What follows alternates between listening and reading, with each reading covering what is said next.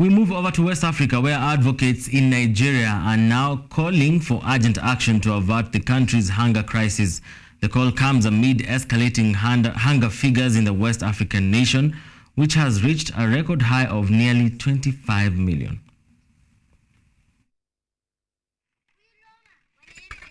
Less food, more water. That's how 41-year-old Ruth David recounts the acute food shortage faced by her household and how they are coping.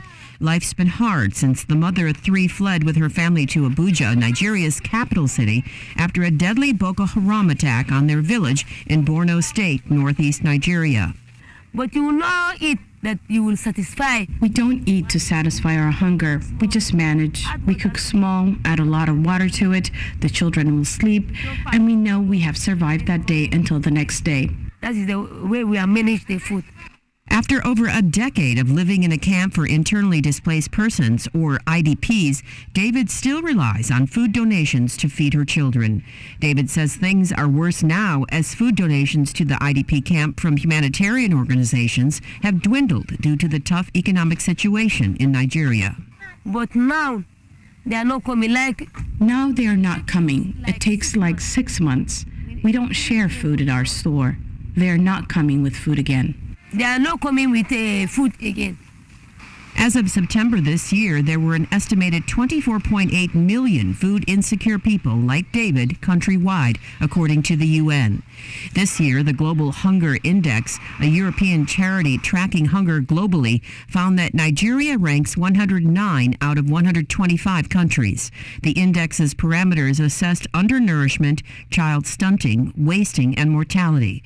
Climate devastations, inflation, and insecurity are the major drivers of food insecurity in Nigeria. Hopewell Munyare, operation manager at the International Federation of the Red Cross and Red Crescent Societies, says recent global conflicts and disasters are adding to the lack of response to the needs in the country. Our efforts will always be, competing with other interests. For instance, we have the Russia-Ukraine war, which has its own impacts on Nigeria and the rest of Africa in terms of food insecurity. There's a critical issue around that. We have now the Israeli-Pakistani war, which is also happening. We have situations of like the Syria-Turkey earthquake that happened.